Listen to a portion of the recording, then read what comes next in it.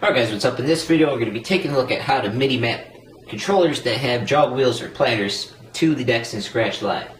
Now for the longest time it was thought and believed that you couldn't MIDI map controllers that have jog wheels or platters to the decks in Scratch Live.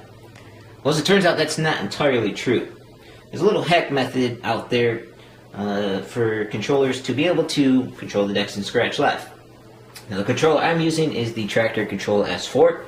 Now I know what you're thinking, what am I doing with the Traktor controller when I'm supposed to be the Serato Tutor Scratch Live guy?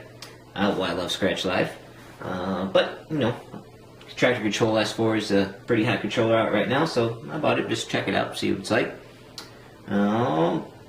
So, yeah. But, however, there are other controllers that you can use as well for this method. Denon has the DN-MC6000 out, another 4-deck MIDI controller just like the S4.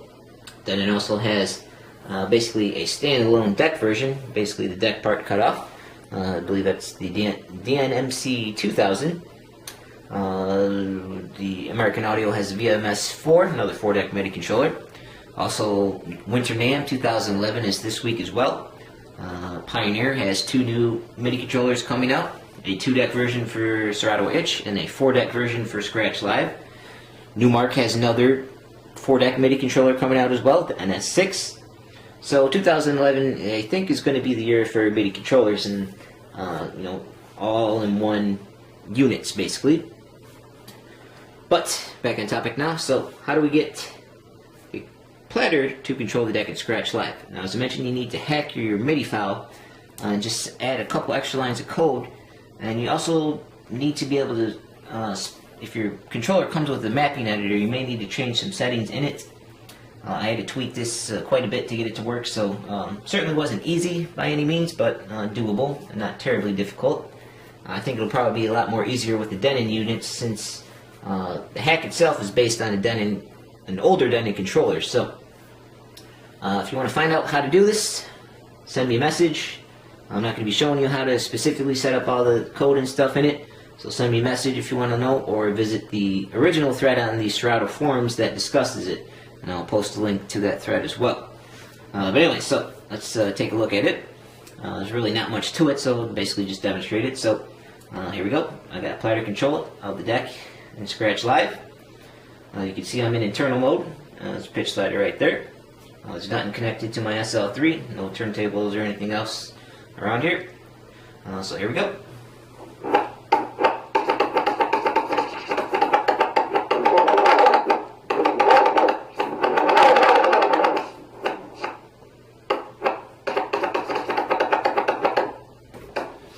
Yep, that's pretty much it.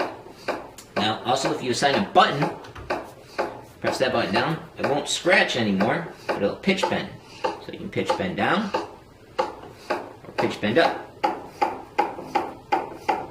Or you can use the side ring, doesn't really matter. So the button will toggle between pitch bend mode and scratch.